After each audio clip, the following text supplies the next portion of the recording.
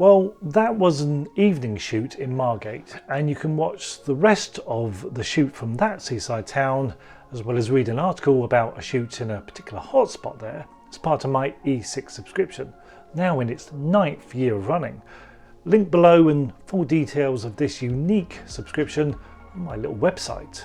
So, my perfect camera is always going to be a different camera to other people's. Therefore, chances are your perfect camera would be very different to mine then. We all want different things from our cameras, different features, different requirements, and therefore we're relying on one manufacturer or another to have us in mind when designing their latest model. My perfect camera may even have changed over the years. The idea of what I want a camera to be like, and maybe the things I wanted 5 years ago may not apply now. So as an ex-Olympus user, it was interesting to see the release of a new OM system camera not long ago, the first body of theirs with their own branding, and an update to the Olympus OM1. The price of this new model does seem to have been just plucked from a hat, and maybe one latest feature that may have appealed to me on this model is the built-in digital grad filter. It looks a bit cumbersome though, an unnecessary feature. And of course it's still relying on multi-shot technology to work. A nice idea, but no, not for me I don't think. I've always used standard filters over the lens and enjoyed doing that to control exposure in a single capture. The cost of buying regular filters is no doubt then, for newcomers, outweighed by the initial cost of this new camera. The high-res viewfinder is a nice feature though, first seen in the Mark I version, making it better than my X-T5 in that respect.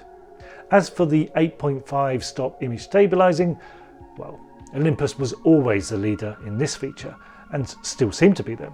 Though I am a bit confused with this new feature, as I remember Olympus always said 5 stops was the limit that could be done, simply due to the rotation of the Earth or something. Well, that's what they said. Now, I still own an Olympus EM1 Mark II, and this is still my favourite overall MFT camera, and my favourite camera to use with zoom lenses, but I don't really use it that much. I'm not so keen on zoom lenses these days, and it's mostly used to scan my film negs, and that's all. The EM series of cameras, or OM as they are now, were perhaps never a camera entirely designed for me though. As a mini SLR style camera, not only are they some of the ugliest looking cameras in my opinion, but over the years of owning Olympus cameras, I always favoured the Pen series of cameras, hence my love of the Pen F, of which I had 2 of, and the earlier EP5. Having now moved to Fuji, I swapped because the new X-T5 offered me lots that I was now looking for in a perfect camera. The flip-up style screen was a big factor, but I have since found many other features that I love that my Olympus models were missing. Better auto ISO modes for one, and weather-sealed lenses. It was clear during the later stages of the Olympus journey for me that they weren't tailoring their new releases towards a photographer like me. Their improved features seem to favour the high-speed, fast autofocus needs of a wildlife photographer, whereas their very first models, released in 2012, were ideal for landscape and urban photographers like myself, who just wanted a smaller system to carry around. As I say, my needs have changed a little over the years, but their updates and lens releases hadn't suited me for a while.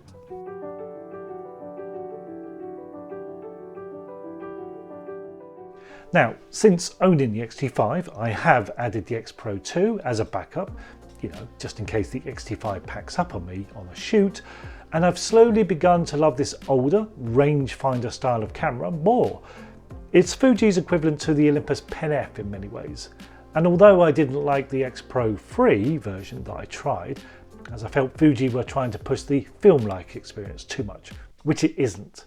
But now I'm wondering and hoping if their next version, if it ever happens, will be closer to the camera I have dreamed of for many years.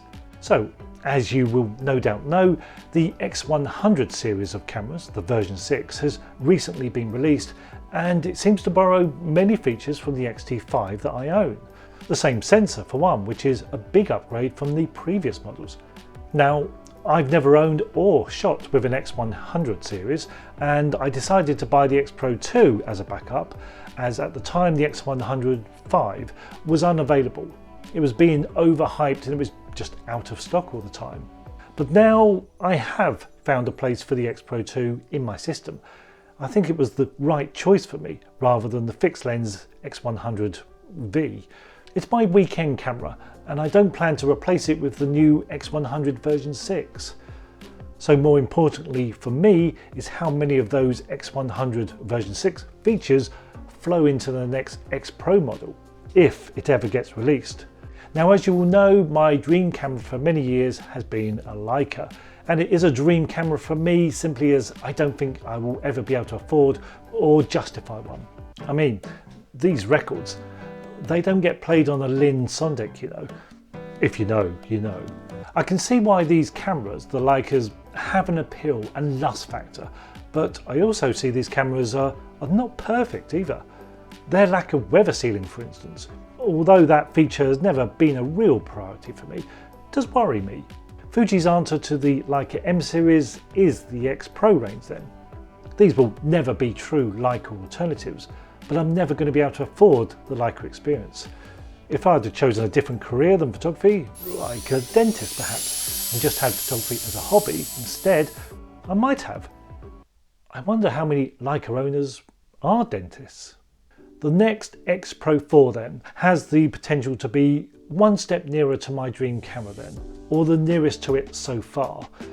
The rangefinder style looks that all the previous models have that I love, the look that echoes the Pen F, and the optical viewfinder that tries to replicate the Leica experience, which of course gives you the best of both worlds, optical and a modern EVF.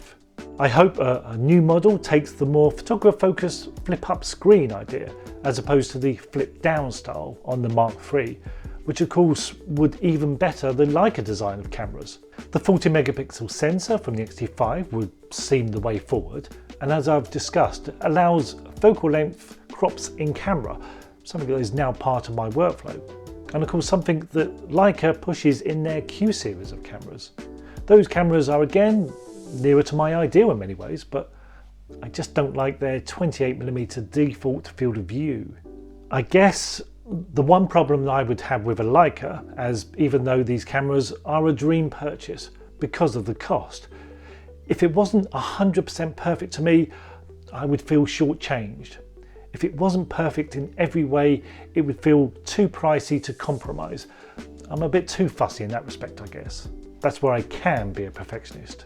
So with all these features included, I could see myself trading in the X-T5 for this new unannounced X Pro 4 model, if it ever gets made, if it has all this spec.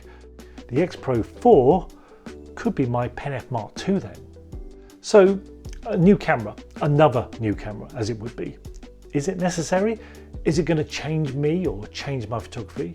Well, no, it's not a necessity. My current model is more than adequate. But it can make for a nicer shooting experience. That's usually the one reason to buy new, plus to be able to use at least some of the new features.